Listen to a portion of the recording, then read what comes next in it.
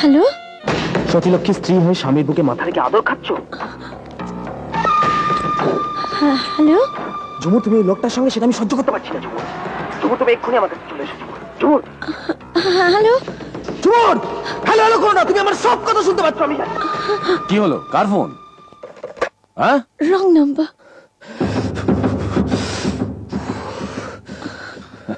তো রাতে wrong number, তাই বল। এসো এসো। আমি একটা মেয়েকে খুব ভালোবাসি, তো ওর বাবা ওকে আমার সাথে কথা বলতে দেয় না। আপনি শুধু ফোন করে বলবেন যে আপনি ওর বান্ধবী হন, আপনি ঝুমুরকে চান। কে বলছেন? আমি ঝুমুরের বান্ধবী বলছি, ওকে একটু দেবেন? হ্যালো। Good morning. খুব আপসেট, তাই না? আসলে দুজনেই আমার শত্রু ছিল, কাকে আগে মারবো ঠিক করে উঠতে পারছিলাম না। তোমার বাবাকে পেয়ে গেলাম হাতের সামনে, লোভ সামলাতে পারলাম না। শোনো ঝুমুর, আমি একটা সিদ্ধান্তে এসেছি।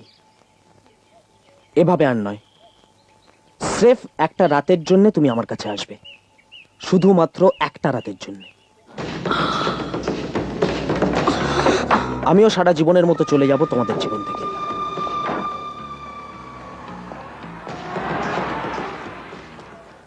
তুমি একটা রাতের জন্য আমার কাছে আসতে পারো না? ঠিক আছে, একটা রাত নয় ছেড়ে দিলাম, কয়েক ঘন্টার জন্য।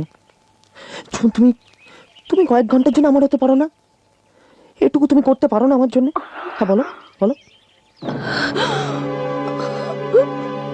আর এটুকু যদি না করতে পারো, বাকি দুশ্মনটাকেও মরতে হবে, তোমার বাবার মতো। এবার তুমি ঠিক করে নাও তুমি কি করবে। কি হলো, উত্তর দিচ্ছ না যে? আমি আসবো, অবশ্যই আসবো আমি তোমার কাছে। তুমি তুমি আসবে ঝুমুর? তুমি সত্যি বলছো তুমি আসবে? ও গড, আমার যে কি আনন্দ হচ্ছে, আমি তোকে কি বলবো। Jhumur, I love you Jhumur, I love you. কোথায় আসবো?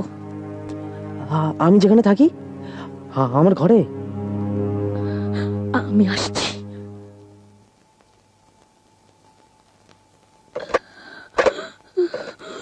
মাসি, মাসি,